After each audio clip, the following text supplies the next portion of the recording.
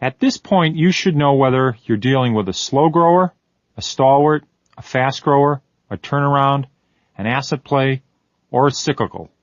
The price-earnings ratio has given you a rough idea of whether the stock is currently undervalued or overvalued relative to its immediate prospects. The next step is to learn what the company is doing to bring about added prosperity, increased growth, or whatever happy event is expected to occur. This is known as the story. Something dynamic must happen to keep the earnings moving along. The more certain you are about what that something is, the better you'll be able to follow the script. Analyst reports and short essays in the publication Value Line provide the professional version of the story. But you can develop your own detailed script if you've got an edge on the company. Before buying a stock, everyone should be able to give a short monologue summarizing why they're interested in the company. The following sample monologues are examples of ones that have worked well for me in the past few years. If it's a slow-growing company, you're probably in it for the dividend. The important elements of the script include: this company has increased its earnings every year for the last 10. It offers an attractive yield. It's never reduced or suspended a dividend.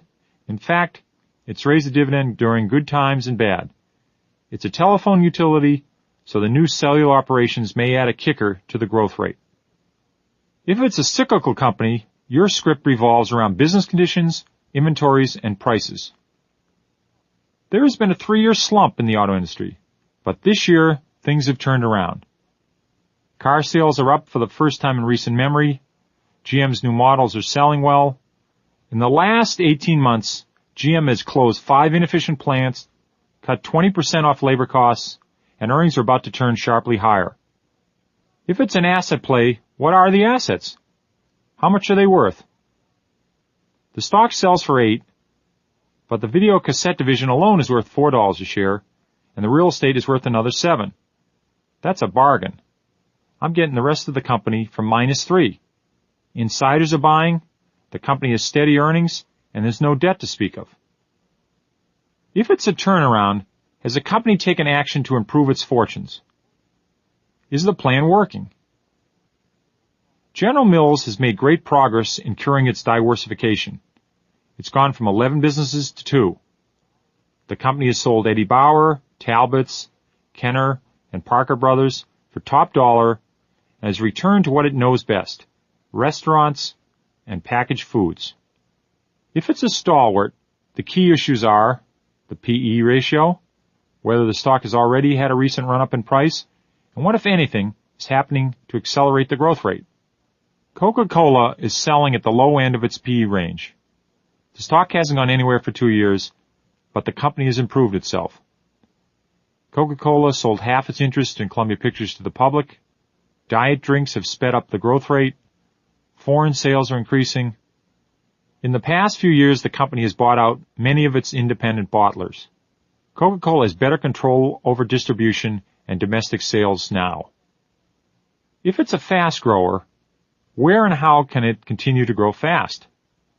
La Quinta is a motel chain that began in Texas and was very profitable.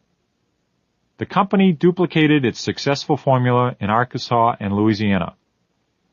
Last year, it added 20% more motel units than the year before. Earnings have increased every quarter. The company plans rapid future expansion, and its debt is not excessive. Motels are a low-growth, competitive industry, but La Quinta has found a niche. It has a long way to go before it has saturated the market. I often devote several hours to developing a script.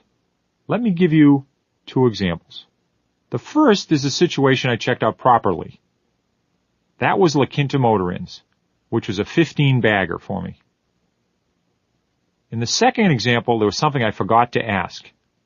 That was Bildner's, a 15-bagger in reverse. The motel industry was due for a cyclical turnaround. I'd already invested in United Inns, the largest franchisee of Holiday Inns. During a telephone interview with the vice president at United Inns, I asked which company was Holiday Inn's most successful competitor. Asking about the competition is one of my favorite techniques for finding promising new stocks. Muckamucks speak negatively about the competition most of the time. But when an executive of one company admits he's impressed by another company, you can bet the competitor is doing something right. La Quinta Motor Inns, Vice President of United Inns enthused, "They're doing a great job. They're killing us in Houston and in Dallas." That was the first time I had ever heard of La Quinta. I wanted to know what the story was. The concept was simple. La Quinta offered rooms of Holiday Inn quality at lower prices. La Quinta had eliminated the wedding area, the conference rooms, the large reception area, the kitchen area, and the restaurant. Excess space contributing nothing to profits while adding to the costs. La Quinta's idea was to install a Denny's or similar 24-hour place next door to each motel. Somebody else would worry about the food. Most hotels and motels lose money on their restaurants. Where was the niche? La Quinta had a specific target, the small businessman who didn't care for the budget motel, but didn't want to spend a lot of money either. If he had the choice, he'd rather pay less for the equivalent luxury of a Holiday Inn. La Quinta was there to provide the equivalent luxury, and at locations that are often more convenient to traveling businessmen. Because La Quinta's guests were business travelers, a high percentage of them booked rooms in advance. This gave La Quinta the advantage of a more predictable clientele. Nobody had captured this part of the market, the middle ground underneath the Hilton hotels and the Holiday Inns, but above the budget inns. La Quinta was a great story. They had been operating for several years by the time I heard about them.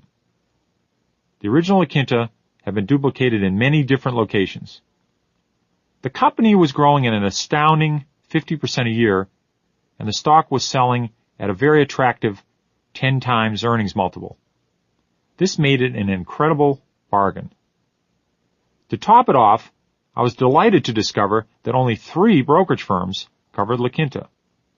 Also, less than 20% of the stock was held by institutions, another major positive. I followed up by spending 3 nights in 3 different La Quintas. I was satisfied La Quinta was Holiday Inn's equal. I bought as much La Quinta as possible for the Magellan Fund. I made 11-fold on it over a 5-year period before it suffered a turndown. I made 2 major mistakes with J. Bildner and Sons. Bildner's is a specialty food store located across the street from my Boston office. It sells gourmet sandwiches and prepared hot foods. Bildner's is a cross between a convenience store and a 3-star restaurant. I had first-hand information that they had the best bread and the best sandwiches in Boston. That was my edge. Bildner's was going public to raise money so it could expand into other locations. The company had carved out a niche, the millions of white-collar types who won't eat microwave sandwiches and who also refuse to cook. I researched the operation by wandering into the store across the street. It was clean, efficient, full of satisfied customers, and a fabulous moneymaker. From the prospectus of the stock offering, I learned that Bildner's wasn't going to burden itself with excessive bank debt. This was a plus. Without further investigation, I bought Bildner's at the initial offering price of $13 in September 1986. Soon after the sale of stock, Bildner's opened 2 outlets and a couple of Boston department stores. They flopped. Then it opened 3 new outlets in mid-Manhattan. They were killed by the delis. It continued to expand into more distant cities. By quickly spending more than the proceeds from the public offering, Bildner's had financially overextended itself. 1 or 2 mistakes at a time might not have been so bad, but Bildner's suffered multiple simultaneous failures. I'm sure the company learned from these mistakes, but there was no second chance once the money ran out. The stock bottomed at 1/8 of a dollar. The management retreated to its original stores, including the one across from my office. I gradually unloaded my shares at losses ranging from 50 to 95%. The lesson here is if the prototype is in Texas, hold off buying until the company shows it can make money in Illinois. Does the idea work in some other place? That's the question I forgot to ask builders.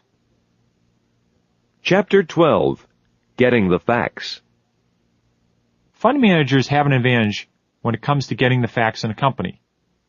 Companies will talk to us several times a week if we'd like.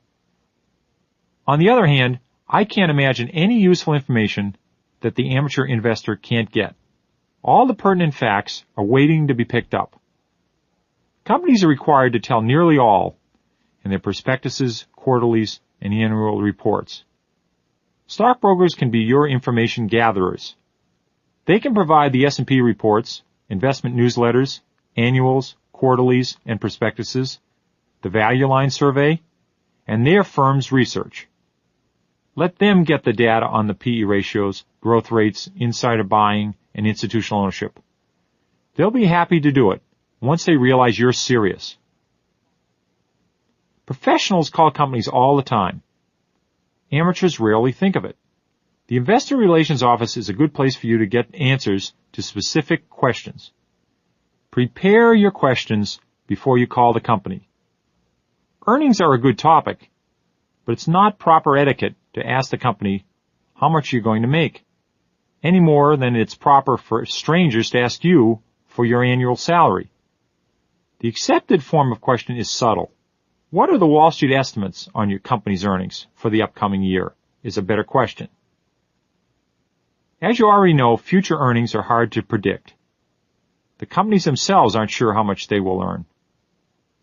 What you really want from investor relations is the company's reaction to whatever script you've been trying to develop. If you don't have a script, you can learn something by asking two general questions. What are the positives this year, and what are the negatives? In most cases, you'll hear something that confirms what you suspected, especially if you understand the business.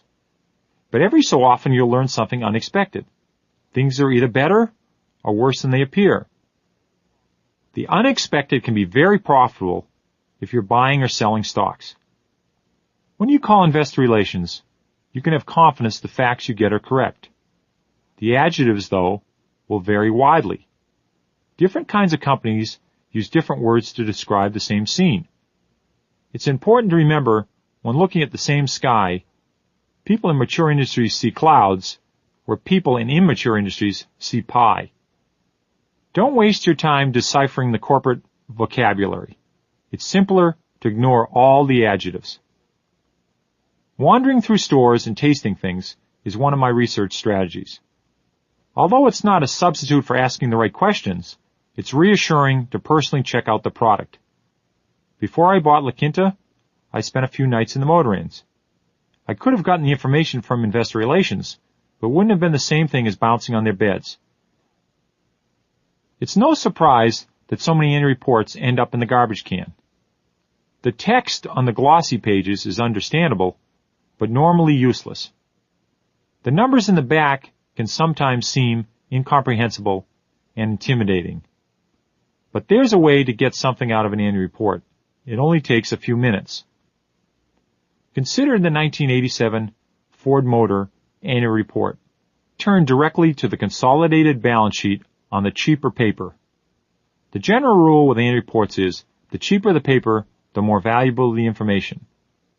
The balance sheet lists the assets and the liabilities of the company.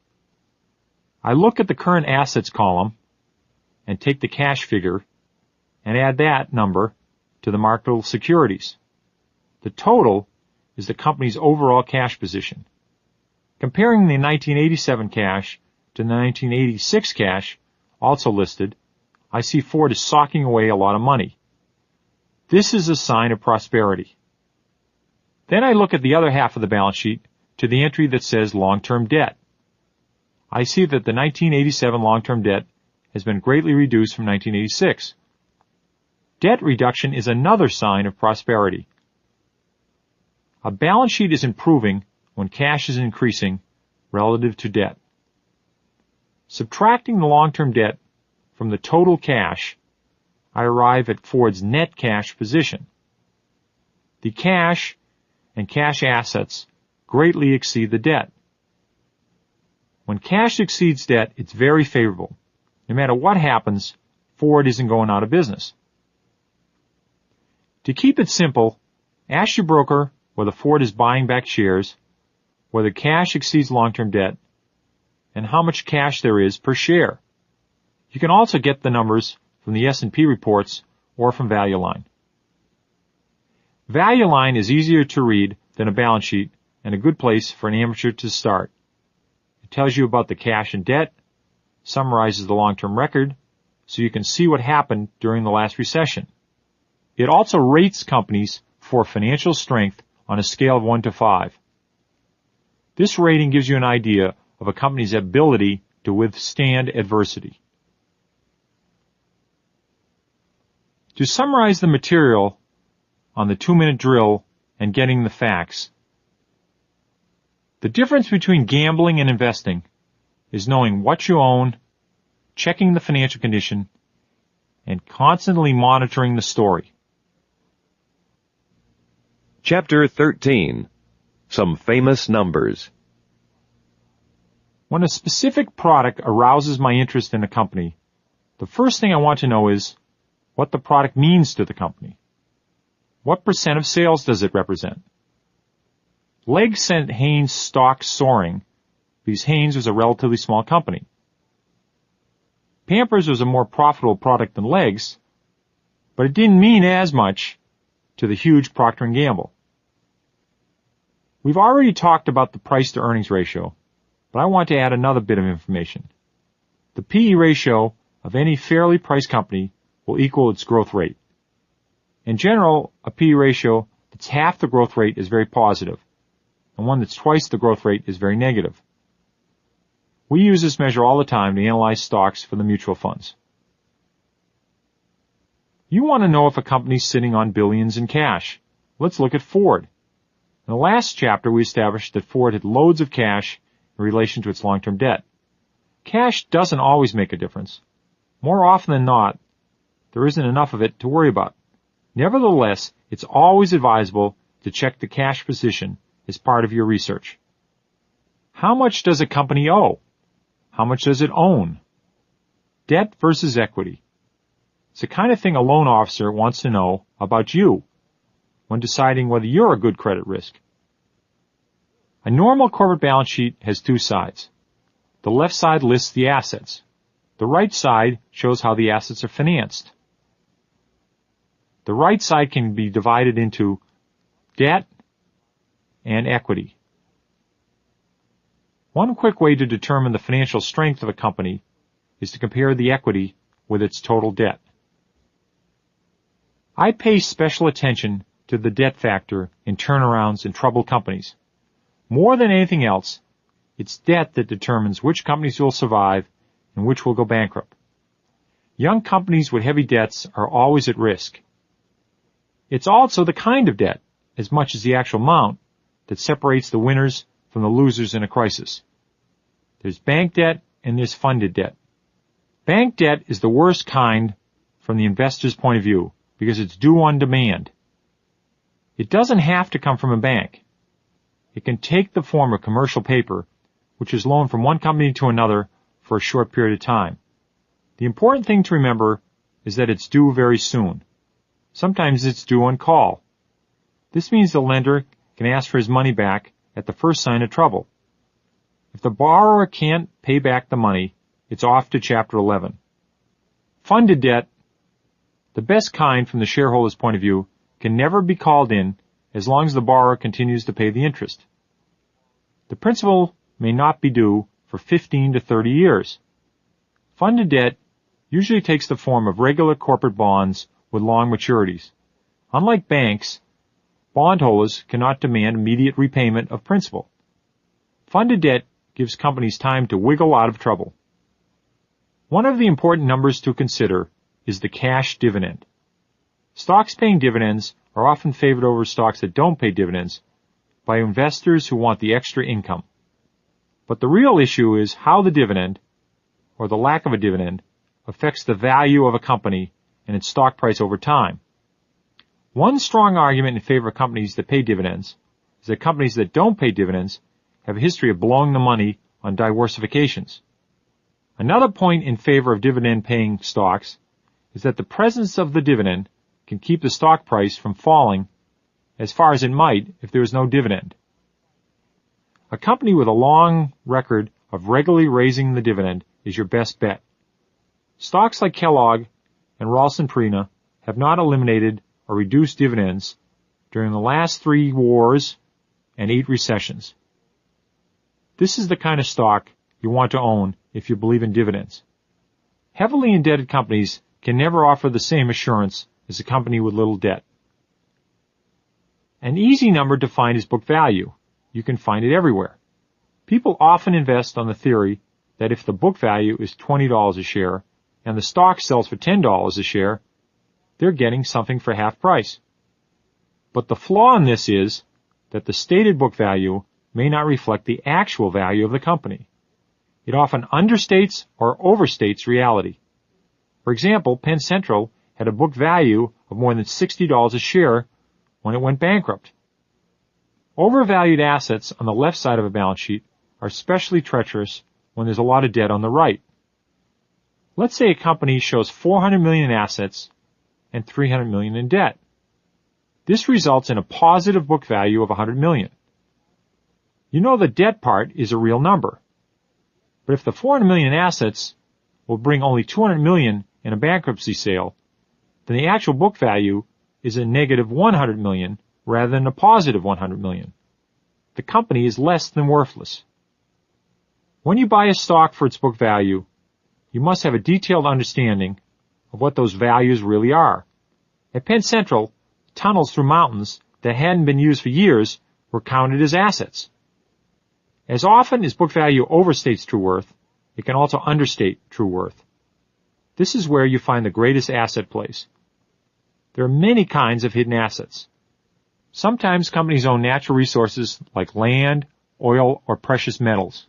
They may carry these assets on their books at a fraction of the true value. If a company has a large inventory of gold, they may carry it on the books at the original purchase price. As gold has risen sharply in the last 40 years, that's a hidden asset. Earlier I mentioned Pebble Beach, a great hidden asset play in real estate. Real estate plays like that are everywhere. Sometimes you'll find an oil company that's kept the inventory in the ground for 40 years at original cost. The oil alone is worth more than the current price of all the shares of the stock. Another important number to consider is the cash flow of a company. Cash flow is the amount of money a company takes in as a result of doing business. All companies take in cash, but some have to spend more than others to get it. Let's say Pig Iron Inc. sells out its entire inventory and makes $100 million. That's good. Then again, Pig Iron Inc. has to spend $80 million to keep the furnaces up to date. That's bad. If Pig Iron doesn't spend $80 million on furnace improvement, it loses business to more efficient competitors. Philip Morris doesn't have this problem. The cash that comes in doesn't have to struggle against the cash that goes out. It's simply easier for Philip Morris to earn money than it is for Pig Iron Inc. A lot of people use the cash flow numbers to evaluate stocks. If cash flow is mentioned as a reason to buy a stock, be sure it's free cash flow. Free cash flow is what's left over after the normal capital spending is deducted. Pig Iron Inc. will have a lot less free cash flow than Philip Morris. Annual reports include a detailed note on inventories in a footnote section to the balance sheet. Check to see if inventories are piling up. An inventory buildup is usually a bad sign. When inventories grow faster than sales, it's a red flag. There are 2 basic accounting methods used to compute the value of inventories, and one or the other is used in the annual report. They are LIFO and FIFO. As much as this sounds like a pair of poodles, LIFO stands for last in, first out, and FIFO stands for first in, first out. If a company bought gold 30 years ago for $40 an ounce, and yesterday they bought gold for $400 an ounce, and today they sell some gold for $450 an ounce, what is the profit? Under LIFO, it's $50 or $450 minus $400. And under FIFO, it's $410 or $450 minus $40. Under FIFO, the profit is $410 or over 8 times the $50 profit using LIFO accounting. Whichever method is used, it's possible to compare this year's LIFO or FIFO value to last year's LIFO or FIFO value. This way you can determine whether there's been an increase or decrease in the size of the inventory. One of the most popular misconceptions in Wall Street is that the word growth is synonymous with the word expansion. This leads people to overlook some great growth companies like Philip Morris. You wouldn't see it from the industry because U.S. cigarette consumption is growing at a negative annual rate of about minus 2%. Foreign smokers, however, have taken up where the U.S. smokers left off. But even the foreign sales don't account for Philip Morris's success. The key is that Philip Morris increases its earnings by lowering costs and raising prices. That's the only growth rate that really counts, earnings. Chapter 14. Rechecking the story. Rechecking the company's story every few months is a worthwhile habit. This may involve reading the latest value line or quarterly report. It can be researching the sales and earnings. Has the story changed? With fast growers especially, you'll have to ask, what will keep them growing? There are 3 phases to a growth company's life. The startup phase, when it works out the kinks in the business, the rapid expansion phase, when it moves into new markets, and the mature phase, also known as the saturation phase. This 3rd phase is when the company begins to prepare for the fact there's no easy way to continue expanding. The first phase is the riskiest for the investor because the success of the enterprise isn't established. The second phase is the safest, and it's when the shareholder normally makes most of his money. The company grows by duplicating its successful formula. The 3rd phase is the most problematic. This is when the company runs into its limitations.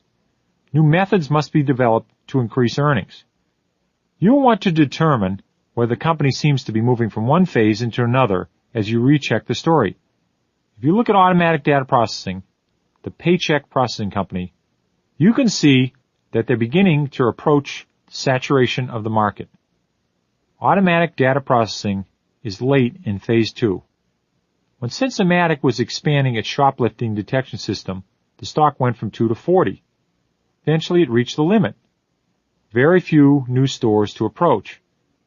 The company was unable to think of new ways to maintain its momentum. The stock fell from 42.5 in 1983 to a low of $5.05 in 1984. As you saw this time approaching, you needed to find out what the new plan was and whether it could succeed. When there's a Wendy's next to every McDonald's, the only way Wendy's will be able to grow will be by winning over McDonald's customers.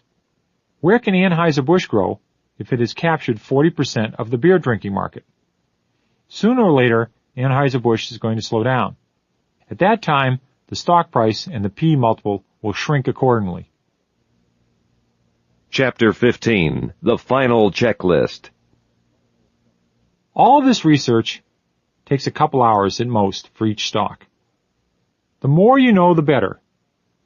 But you don't have to call the company. You also don't have to study the annual report with the concentration of a Dead Sea Scroll scholar. Some of the important numbers apply to specific stock categories and can be ignored when you're looking at the others. The following is a checklist of things you want to know about stocks. Check the price-earnings ratio for every stock you consider. Is it high or low for this company and for similar companies in the same industry?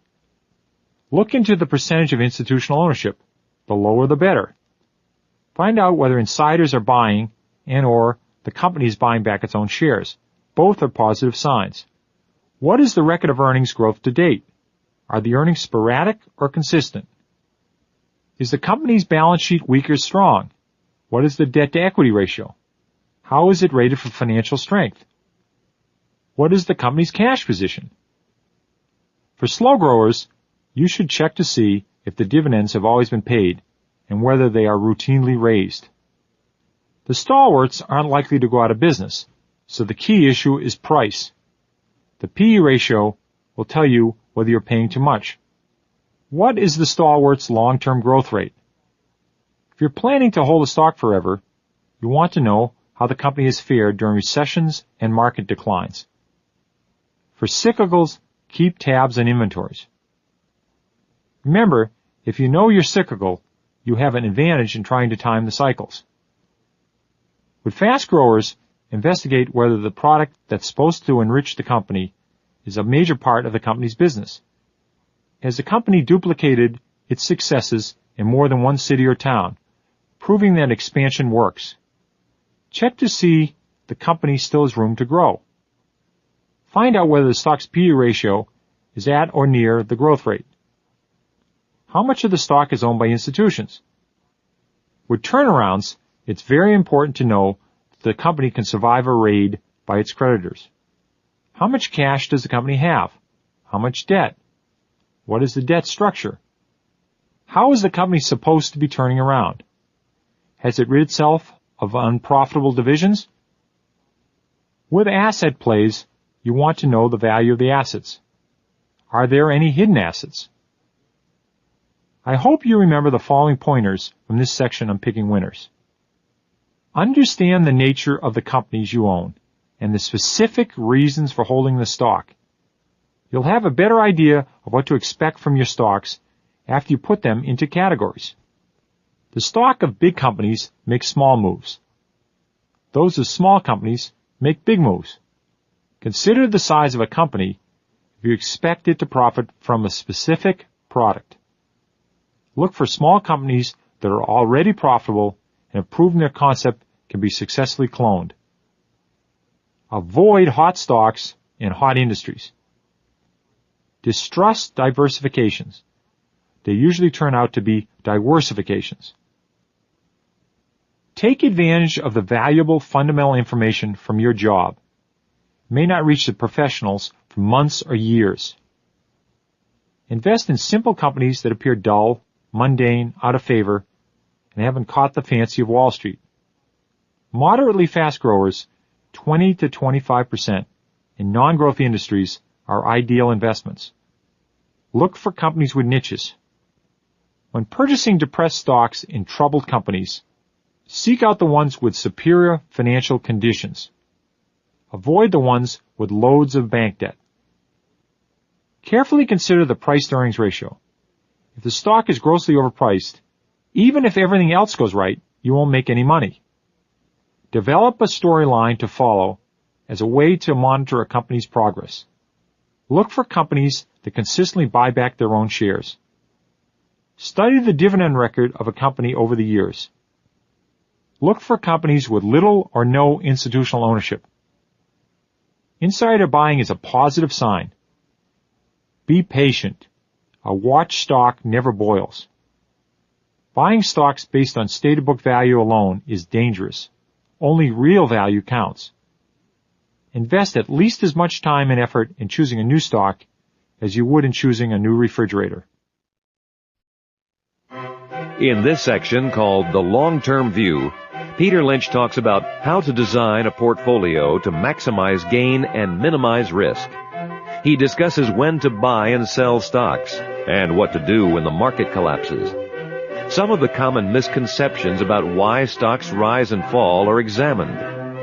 Peter Lynch explains the pitfalls of gambling on options, futures, and the shorting of stocks. He takes a look at the stock market today and talks about how some things have changed. Chapter 16, Designing a Portfolio. I've heard people say that they'd be satisfied with a 25 or 30% annual return from the stock market. Satisfied? At that rate, they'd soon own half the country. Even the tycoons of the 20s couldn't guarantee themselves 30% forever. That's when Wall Street was rigged in their favor. 9 to 10% return a year is the market average, and it's considered the generic long-term return for stocks. You can get 10% over time by investing in a no-load mutual fund that buys all 500 stocks in the S&P 500 index. This fund duplicates the average automatically. You can get a 9 to 10% return without doing any homework or spending any extra money. When you pick your own stocks, you ought to be getting a 12 to 15% return, compounded over time. This is 12 to 15% after all costs and commissions have been subtracted and all the dividends have been added. It costs a small investor a lot of money to trade in and out. If you turn over your portfolio once a year, you might lose as much as 4% to commissions. If you're going to get 12 to 15% after expenses, you have to make 16 to 19% from picking stocks. The more you trade, the harder it will be to outperform the funds. How do you design a portfolio to get that 12 to 15% return?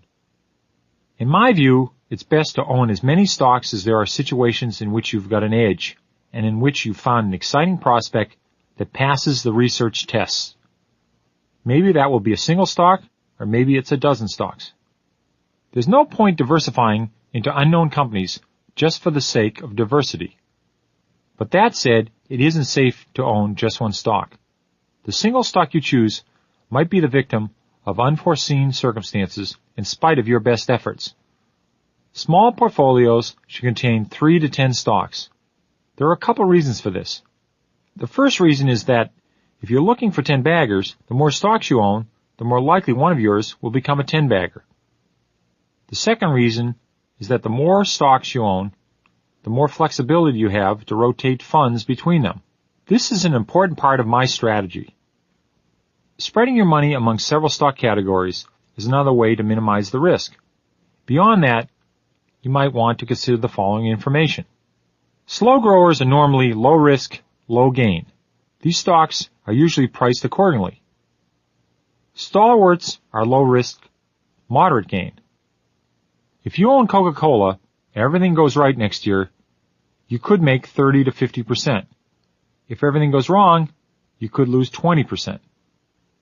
Asset plays are low risk, high gain, if you're sure of the value of the assets. Cyclicals may be low risk and high gain, or high risk and low gain, depending how well you can anticipate the cycles. If you're right, you can see 10 baggers here. If you're wrong, you can lose 80 to 90% of your investment. Additional 10 baggers can come from fast growers and from turnarounds. Both categories are high risk, high gain. If a fast grower falters or the troubled turnaround has a relapse, the downside can be losing all your money. Later on, I'll explain when to sell a stock, but here I want to discuss selling as it relates to portfolio management. I'm constantly rechecking my stocks. I add and subtract from my investments as things change. But I don't cash in, because cashing in will be getting out of the market. My idea is to stay in the market and rotate stocks depending on the fundamental situations. By successfully rotating in and out of several stalwarts for modest gains, you can get the same result as you could with one big winner. I keep the fast growers as long as the earnings are growing. The expansion continues and no impediments have arisen. Same thing for cyclicals and turnarounds. You want to get out of the situations where you see the fundamentals worsen and the price increase. You want to get into situations where the fundamentals are better and the price is down.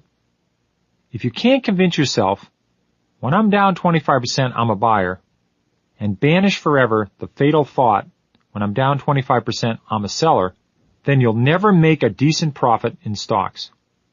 I've always detested stop orders. These are automatic bailouts at predetermined prices, usually 10% below the purchase price of a stock. True, when you put in a stop order, you've limited your losses to about 10%. But in today's volatile market, a stock most always hits the stop. It's uncanny how stocks seem to shoot straight up after your stop is hit and you're out of the stock. There's no way to rely on stops as protection on the downside, just as there's no way to rely on artificial objectives as goals on the upside. If I had believed in sell when it's a double, I wouldn't have benefited from a single very, very big winner. Stick around to see what happens as long as the original story continues to make sense. You'll be amazed at the results over time. Chapter 17. The Best Time to Buy and Sell. I don't want to sound like a market timer and tell you there's a best time to buy stocks. The best time to buy stocks will always be the day you're convinced you found solid merchandise at a good price. However, there are two specific periods when great bargains can be found. The first is during the ritual end-of-the-year tax selling. It's no accident that the most severe drops have occurred between October and December. It's the holiday period, and brokers need spending money just like the rest of us. There's extra incentive for them to call and ask what you might want to sell to get a tax loss. Institutional investors also like to jettison the losers at the end of the year. They want to clean up their portfolios for their upcoming evaluations. All this compound selling drives stock prices down. This selling begets more selling and drives perfectly good issues to low levels. The second time to buy stocks is during the collapses, drops, burps, hiccups, and free falls that occur in the stock market every few years. If you can summon the courage to buy during these scary episodes, you'll find opportunities that you wouldn't have thought you'd ever see. Over the years, I've learned to think about when to sell the same way I think about when to buy. No single formula really applies. I pay no attention to external economic conditions, except in the instances when a specific business will obviously be affected. But more often than not, I sell when I find a company's story has begun to collapse. I'll sell a slow grower after there's been a 30 to 50% appreciation or when the fundamentals have deteriorated. Additional sell signs for slow growers include the company has lost market share for 2 consecutive years, or the company has curtailed spending on research and development, or the company has paid so much for its acquisitions that the balance sheet has been hurt. When I sell a stalwart, I frequently replace it with another stalwart. If the stock price gets above the earnings line, or the price-earnings multiple strays too far above the normal range, you might think about selling, waiting to buy it back at a lower price.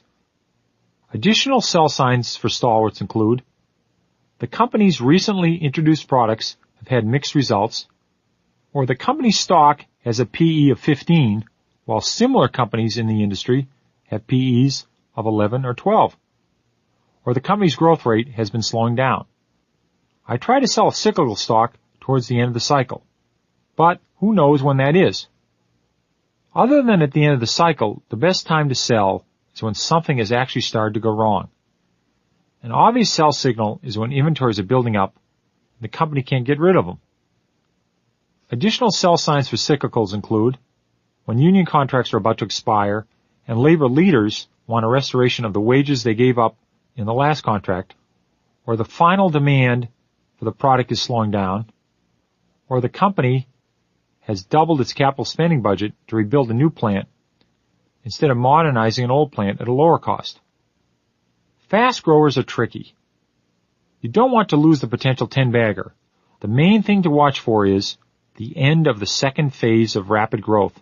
If 40 Wall Street analysts are giving the stock their highest recommendation, 60% of the shares are held by institutions, and 3 national magazines have fawned over the CEO, it's definitely time to think about selling.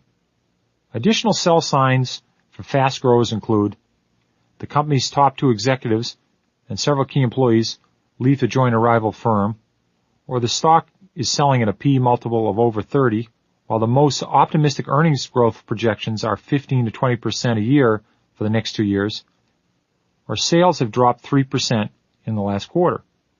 The best time to sell a turnaround is after it's turned around. All the troubles are over, and everybody knows it. The company has become the company it was before it fell apart, growth, cyclical, or whatever. If the turnaround has been successful, you have to reclassify the stock. Additional sell signs for turnarounds include the company's debt suddenly rises sharply, or the company's inventories are rising at twice the sales growth rate, or the PE ratio is inflated in relation to earnings prospects. Rather than sell an asset play, I like to wait for the raider. You'll want to hold on as long as the company is not on a debt binge and reducing the value of the assets. Additional asset play sell signals include the company's management announcing it will issue 10% more shares to be sold at a discount to the real market value to finance a diversification program, or the company has sold a division which was expected to sell for $20 million, but only went for $12 million. Or institutional ownership in the company has risen from 25% to 60% in the past few years. Chapter 18. The 12 Silliest and Most Dangerous Things People Say About Stock Prices. Since graduate school, I've heard a continuous stream of theories about stocks. Each one is more misguided than the last. The following statements are the 12 silliest things people say about stock prices. I present them here, hoping you'll dismiss them from your mind. Silly statement number 1. If it's gone down this much already, it can't go much lower. I bet the owners of Polaroid shares were repeating this very phrase after the stock had fallen a third of the way down from its high of 143.5. Polaroid had been a solid company with a blue chip reputation. When earnings and sales collapsed, a lot of people didn't pay attention to how overpriced the stock was. Instead, they continued to reassure themselves that if it's gone down this much already, it can't go much lower. The fact is, Polaroid did go much lower. This great stock fell from $143 to $14.5 in less than a year. Only then did "it can't go much lower" turn out to be true. The truth is, there's simply no rule that tells you how low a stock can go. Silly statement number 2. You can always tell when a stock has hit bottom. Bottom fishing is a popular investor pastime, but it's usually the fisherman who gets hooked. Trying to catch the bottom of a falling stock is like trying to catch a falling knife. It's normally a good idea to wait until the knife hits the ground, sticks, vibrates for a while, and settles before you try to grab it. Grabbing a rapidly falling stock results in painful surprises. You almost always grab it in the wrong place. Silly statement number 3. If it's gone this high already, how can it possibly go higher? Right you are, unless of course you're talking about a stock like Philip Morris. Philip Morris is one of the greatest stocks of all time. If you bought Philip Morris in the 1950s for the equivalent of 75 cents a share, you might have been tempted to sell it for $2.50 a share in 1961. The theory being that this stock couldn't go much higher. 11 years later, with the stock selling for 7 times the 1961 price and 23 times the 1950s price, you might again have concluded it couldn't go any higher. But if you sold it then, you would have missed the next 7-bagger on top of the last 23-bagger. There's no arbitrary limit on how high a stock can go if the story stays good, and the earnings continue to improve, and the fundamentals don't change. Silly statement number 4. It's only $3 a share. What can I lose? How many times have you heard people say this? Maybe you said it to yourself. You come across some stock that sells for $3 a share, and you're thinking, it's a lot safer than buying a $50 stock. I'd worked in this business for almost 20 years before it finally dawned on me that whether a stock costs $50 a share or $1 a share, if it goes to zero, you lose everything. The point is that a lousy cheap stock is just as risky as a lousy expensive stock. Silly statement number 5. Eventually, they always come back. People said RCA would come back. 65 years passed and it never did. When you consider the thousands of bankrupt companies, the solvent companies that never regain their former prosperity, and companies that get bought out at prices far below their all-time highs, you begin to see the weakness in this argument. Silly statement number 6. It's always darkest before the dawn. It's very human to believe that when things have gotten a little bad, they can't get any worse. For example, people invested on the basis of freight car deliveries were amazed when business dropped from a peak of over 95,000 units delivered in 1979 to a low less than 45,000 units in 1981. This was the lowest level in 17 years, and nobody imagined it could get worse. However, from 45,000 units, it dropped to 17,500 in 1982, and then to 5,700 in 1983. This was a whopping 90% decline in a once vibrant industry. Sometimes it's always darkest before the dawn. But then again, in the stock market, other times, it's always darkest before pitch black. Silly statement number 7. When it rebounds to $10, I'll sell. Very often, downtrodden stocks never return to the level at which you decided you'd sell. In fact, the minute you say, if it gets back to 10, I'll sell, you probably doom the stock to several years of teetering around just below 9.75 before it keels over to 4 on its way down to 1. This painful process may take a decade. All the while you're tolerating an investment you don't even like because some inner voice tells you to get $10 for it. Whenever I'm tempted to fall for this one, I remind myself that unless I'm confident enough in the company to buy more shares, I ought to be selling immediately. Silly statement number 8. What, me worry? Conservative stocks don't fluctuate much. 2 generations of conservative investors grew up with the idea you couldn't go wrong with utility stocks. Then suddenly, there were nuclear problems and rate-based difficulties. Stocks like Consolidated Edison lost 80% of their value. Then just as suddenly, Con Ed gained back more than it had lost. There simply isn't a stock you can own that you can afford to ignore. Silly statement number 9. It's taking too long for anything to ever happen. If you give up on a stock because you're tired of waiting for something wonderful to happen, then something wonderful will begin to happen the day after you get rid of it. Most of the money I make is in the 3rd or 4th year that I own something, although sometimes it takes longer. If all's right with the company and whatever attracted me to it hasn't changed, I'm confident that sooner or later my patience will be rewarded. Silly statement number 10. Look at all the money I've lost. I didn't buy it. Regarding someone else's gain as your personal loss is not a productive attitude for investing in the stock market. The worst part about this kind of thinking is that it leads people to try and play catch-up. They buy stocks they shouldn't buy under the delusion they are protecting themselves from losing more than they've already lost. This usually results in real losses. Silly statement number 11.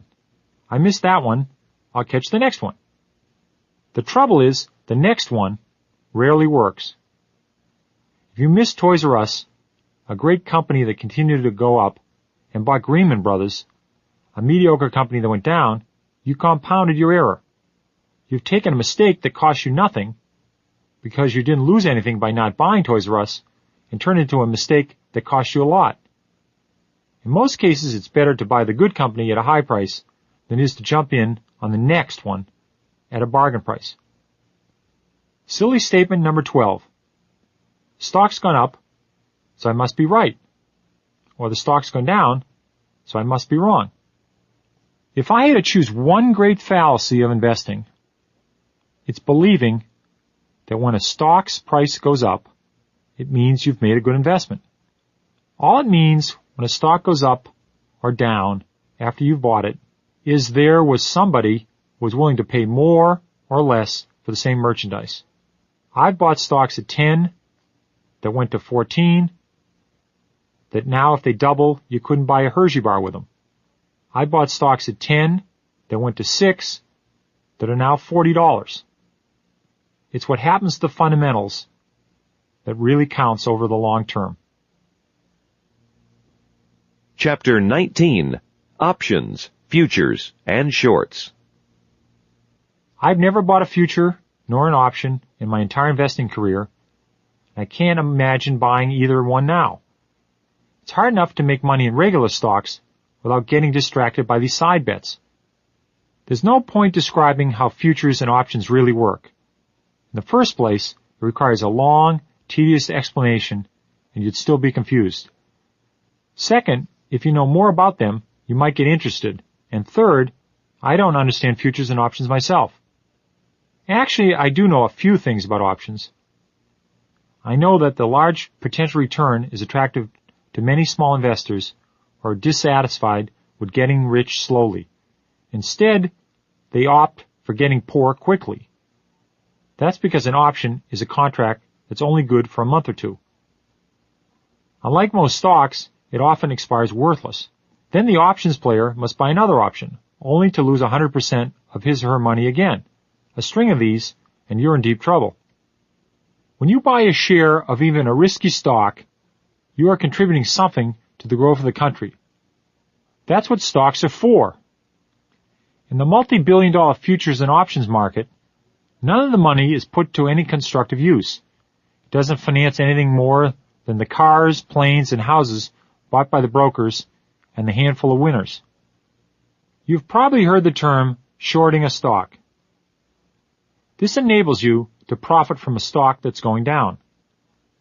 Shorting is the same thing as borrowing something from the neighbors, selling the item, and pocketing the money. Sooner or later, you go out and buy the identical item and return it to the neighbors. What the shorter hopes to do is sell the borrowed item at a very high price, buy the replacement at a very low price, and keep the difference. There are some serious drawbacks to going short. During the time you borrow the shares, the rightful owner gets a dividend and other benefits. Also, you can't actually spend the proceeds you get from shorting a stock until you paid the shares back and closed out the transaction. You're required to maintain a sufficient balance in your brokerage account to cover the value of the shorted stock. None of us is immune to the panic we feel when a normal stock drops in price, but our panic is restrained by our understanding that the stock cannot go lower than zero. If you shorted something that's going up, you begin to realize there's nothing to stop it from going to infinity, because there's no ceiling on a stock price. Stocks that are supposed to go down but don't remind me of the cartoon characters who walk off cliffs into thin air. As long as they don't recognize their predicament, they just hang out there forever. Before I continue with the last part of this program, let me remind you of the following points dealing with the long-term view. Market declines are great opportunities to buy stocks in companies you like. Different categories of stocks carry with them different risks and rewards. Stock prices often move in opposite directions from the fundamentals, but long-term, the direction and sustainability of profits will prevail. Just because a company is doing poorly doesn't mean it can't do worse. Just because the price goes up doesn't mean you're right. Just because the price goes down doesn't mean you're wrong. Stalwarts with heavy institutional ownership that have outperformed the market and are overpriced are due for a rest or a decline. Buying a company with mediocre prospects just because the stock is cheap is a losing technique. Companies don't grow without a reason.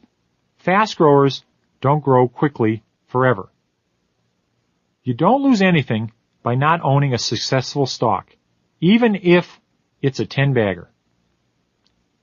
Don't become so attached to a winner that complacency sets in and you stop monitoring the story. If a stock goes to zero, you lose just as much money whether you bought it for $50 or for $2 a share. You lose everything you invested. You can improve your results by careful pruning and rotation based on fundamentals. When stocks are out of line with reality and better alternatives exist, sell and switch into something else. If you don't think you can beat the market, buy a mutual fund and save yourself a lot of extra work and money. You can miss lots of 10-baggers and still beat the market. I have. Chapter 20. 50,000 Frenchmen Can Be Wrong. Thinking back over the years, I remember several news events and their effects on the prices of stocks, beginning with President Kennedy's election. I was 16 in 1960, and I had already heard that a Democratic presidency was always bad for stocks. I was surprised that day after the election, the market rose slightly. During the Cuban Missile Crisis, the one and only time America faced the immediate prospect of nuclear war, I feared for myself, my family, and my country. Yet the stock market fell less than 3%. 7 months later, when President Kennedy forced the steel industry to roll back prices, I feared for nothing. But the market had one of its largest declines in history, 7%. I was mystified that the potential of a nuclear holocaust was less terrifying to Wall Street than the president's meddling in the steel business. The great events of the 1970s and the market reactions to them were as follows. Nixon imposes price controls. Market up 3%. Nixon resigns. Market down 1%. Ford's Whip Inflation Now buttons were introduced. Market up 4.6%. IBM wins a big antitrust case. Market up 3.3%. The decade of the 70s was the poorest for stocks since the 1930s, and yet the major one-day changes were all upward on the days just mentioned. The event of most lasting consequence was OPEC's oil embargo of October 19, 1973. This helped to take the market down 16% in 3 months and 39% in 12 months.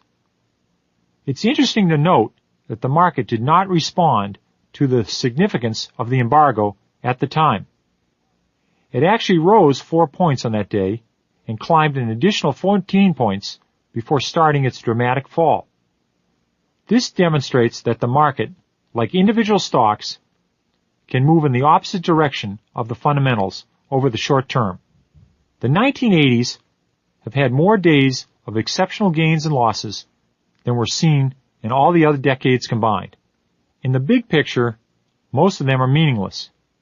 I'd rank the 508-point drop in October 1987 far below the meeting of the economic ministers on September 22, 1985, for its importance to long-term investors. At this conference, the major industrial nations agreed to coordinate economic policy and allow the value of the dollar to decline. After that decision was announced, the general market rose 38% over 6 months. It had an even greater impact on specific companies which benefited from the lower dollar. In my opinion, the breakup of AT&T ranks near the top of the most important developments in the stock market. It affected 2.96 million shareholders and over 1 million employees.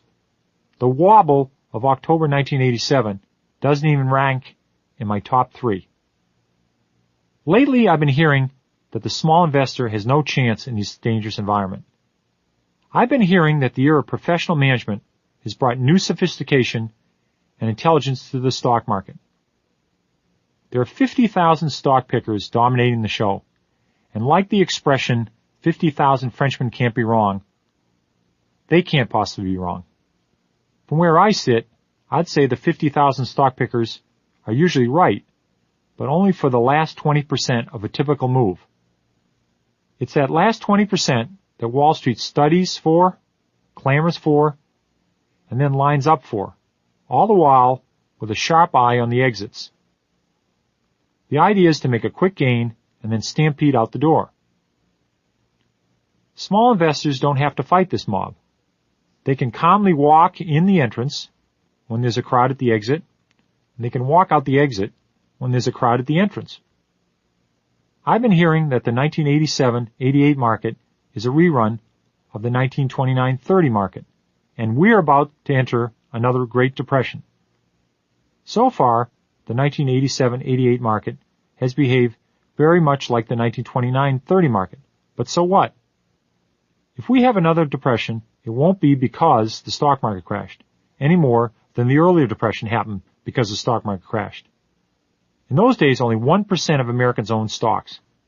The earlier depression was caused by an economic downturn in a country in which 66% of the workforce was in manufacturing, 22% was in farming, and the service sector was only 12%. There was no Social Security, unemployment compensation, pension plans, welfare and Medicare, guaranteed student loans, or government-insured bank accounts.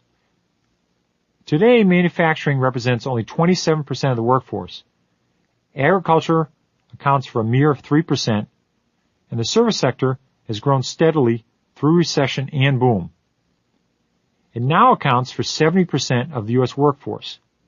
Unlike the 30s, a large percentage of people now own or have equity built up in their own homes.